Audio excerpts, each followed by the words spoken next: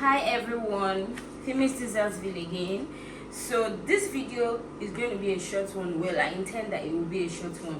We have here already a decorated cake with whipped cream. Alright, so this cake has been decorated and combed with my comb scraper here to make the video faster. The purpose of this video is just to show you how I achieved my spider web design as well as my drips. Alright, the regular popular chocolate drips, the type of chocolate drips that wouldn't be too thick and or too runny on your cake. So for instance, for now, whenever I want to have my spider web design, I don't use my melted chocolate option. I use either a chocolate flavored topping like this one here, or I make my ganache myself. This is faster for me, but it might be a bit more expensive because you have to buy this over the shelf. But for the purpose of this video, I'm going to be using this one. Alright, so because it already comes, it's not too thick, it doesn't set, and then it gives the spider web design a shiny like result. But at the same time, I'm going to be using my melted chocolate pattern for my drips. If you can look closely, you see how this isn't too watery. It's not watery, it's not thick, it just has the perfect consistency. So the recipe for my melted chocolate drips, now if you decide to use your cream in your drips, it's going to give you the same result. The only thing that would happen is that when you put them by the sides of your cake, it wouldn't set or like solidify, and it's very prone to smudging or smearing or anything. So for me personally, that's my personal preference. I always melt my chocolate with just a bit of fat, butter precisely. Now it could be salted or unsalted, that doesn't really matter, but I use salted butter or margarine as the case may be all the time. The reason why I use that is when I add that to my chocolate and I melt it over the double boiler style of melting. Alright, you can either melt in your microwave or you use double boiler style. Now the double boiler style is you using a bigger pot or a bigger, like a stainless steel bowl, over a smaller pot of simmering water. Alright, over low heat. That way the water doesn't get into the bottom of your chocolate and give you like a very harsh temperature contrast. So just the steam coming from the water underneath on the pot will just be ideal enough to melt your chocolate. Now I add the butter from the get-go. Immediately I want to melt the chocolates, I add the butter. So it gives me this consistency. Now the measurement for this one is 100 grams of dark chocolate. Now it could be milk chocolate, but I always use dark chocolate. So 100 grams of dark chocolate to 40 grams of butter. 40 grams because if you use 50 grams or anything more than that, you are more likely to have a very watery consistency that will actually run down the side and have a very thin, not so appealing result. If you use anything lesser than the recipe I just gave you now, you might end up with a thick drip that you might not be able to manage nicely. Now there's something about spider web, okay? You can also use this kind of chocolate to achieve your spider web, but definitely what's going to happen is when it dries off, you have like the dough approach, or the dough result rather. It doesn't make any difference, but for me, I prefer the shiny result, and I really do not use this kind of chocolate for the sides of my cake because it doesn't set, and then it's also very prone to smudging and smearing here. So for the purpose of this video, I'm going to be using both of them. And so when you want to make your spider web design, it's actually pretty straightforward. It's just a technique. You are going to be needing your skewer. Look at it, this is a skewer. You're going to be needing the pointed part of it to achieve the web design. You're going to be needing either something that already comes with this kind of nozzle, makes it easier for you. But if you're using something like this, for instance, you need to pour it into a piping bag.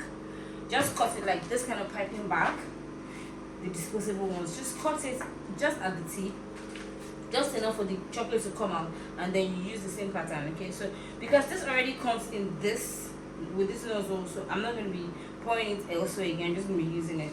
So what you do is when you want to achieve your drips, if you want to make a design that comes with a web and a drips, you have to web your cake before you drip on it, because there has to be like a smooth transition when you start making your webs from the middle all the way to the outer part of the edges.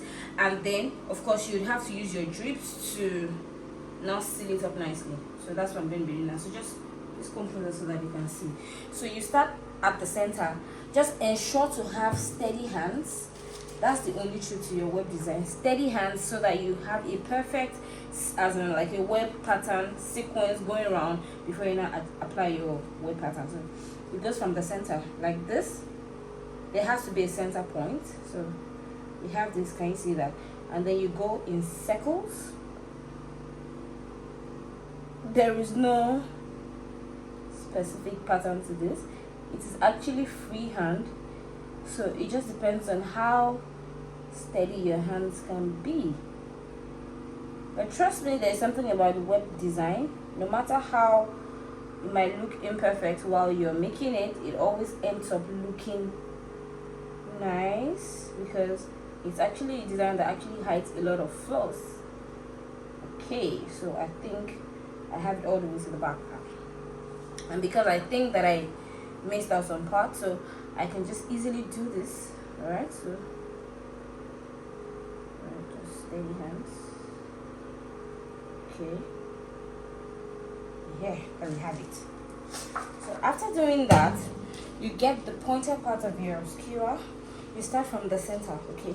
And for making webs, you have to do outward strokes and inward strokes, so it can look realistic. So you start from the middle, anyhow you want it to start. I always like precision, so I always mark like equal sides round before I then make the smaller web patterns. So I go like this for the first one, go like this for the first one. All right, for everyone, try and clean so that you don't put on the excess here back on the cake. So I have that now. So I go here like this, I go inward, that again, I go outward again. Like I said, it's freehand. I'm not measuring the dimension, I'm just trying to eyeball it. Pretty straightforward, right? So yeah, it goes inward again, and then it goes outward again, and then we go inward again, and then outward again. The smaller, the more your strokes on your web design, the better for you really, the prettier it becomes. Here, so that's the initial one, right? So I just go again. So here we have this already, so I would be doing something like this. I would be drawing at least about 4 strokes in each piece I have now. Now this one, or let's just say 2, so it doesn't get too clumsy. Here we have that now, like this, like this. Done. Now you can, let's see what the web looks like already. All right, so you can decide to pipe on your edges, you can decide to leave it like this. So now we're going to the part where we have to drip on the cake. So when you're dripping on your cake, there are different ways to drip on your cakes as well. Some people can pour in a piping bag and drip right after that, but I like to use my spoon to drip because I'm able to control it better, control the intensity of the drips, of how low I want it to be or how short I want it to be. So because it's a spoon, so what I do is I always start from the back. That's just a quick hack. Any design you're making on your cake, always start from the back. Should, in case you are not very pleased with the result you're getting, then you can quickly change it. So for the purpose of this video also, I'm going to start from the back. So here, look at the consistency. It's been out a bit now. It has slightly thickened, or it's just still very okay.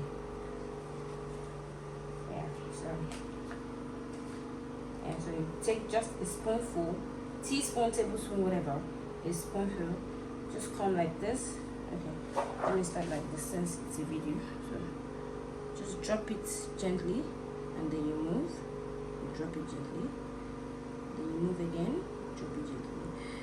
If you have a good consistency of drips, it would actually just follow a nice flow itself. even without having to force it down. It will just come down. That's why they are called drips. When you put them around the edges, they just drip. So let me do this. Let me come to this side. So we're going to have this all the way around. So you see that. Always pour a bit, and then you can use your spoons to apply the effect that you need it to achieve.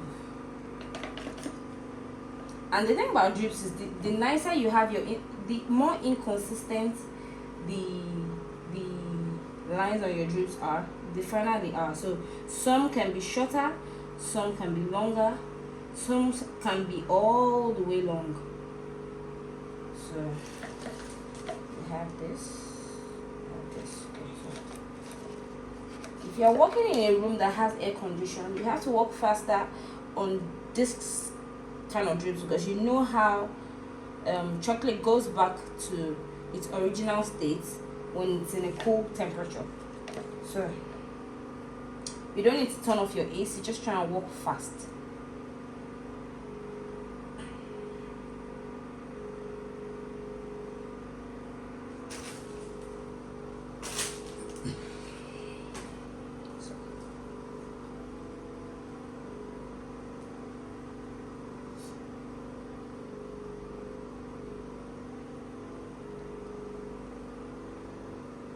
There's one thing you need to know though. When you're working with your spoon, if you're using the spoon technique for your drips, it's going to take a little bit more time. So you have to be patient. Unlike if you are just going to run around it very easily and very fast. So that's it about it for drips really. So when I'm done with this, I'll go ahead to pipe. So let me just give you that as a bonus. For me to pipe around the sides of my cake, I'm going to be using the Winton 1M star tip as seen here. All you need to do is just pipe a bit, turn it around for you to get rosette patterns. So now, it might not be necessary for you to pipe all the way around. Remember, it's a web design, and if you pipe all the way around, you might most likely cover the beauty of the design. Alright, so I'm just going to be doing one-sided piping, starting from the back. Okay, going again one more time. Where your creativity comes to play now. We're done piping, we're done dripping, and we're done with the web design. So for me, it's just a blank check. So I just do whatever it is that comes to mind right now. So let's just use this. Remember that there's already a web design, so you keep it as simple as possible so that you don't actually ruin the design with too much going on, right? So for this one, this is what I'm just going to do. This is 1, 2, and 3. That's going to be about it. And then I'll take some Oreo cookies just to give it a pop. Yeah. Another one here.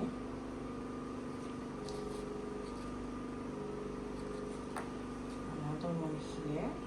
That will be all for the class today. I hope that you learned something new. I'm always happy to teach you things that are new. Now, let me tell you something. Spider web design has always been timeless. It's always been there. It will always remain there. No matter how many designs come and go, it has always evolved. It has always remained constant. And that's because it's actually really pretty. Can't you see? Like, can you tell? It is actually very pretty and quick to make. A kind of design that you can actually just jump on if you don't have an idea of what to do on your cake, or if you just want to really wow your clients. I remember the first time I made this, it was actually very like, oh wow, what's this? How did you achieve this on your cake? So that said, I hope that this class was an impactful one. I hope that you try it. If you have tried it before in another pattern, I hope this technique makes it simpler for you.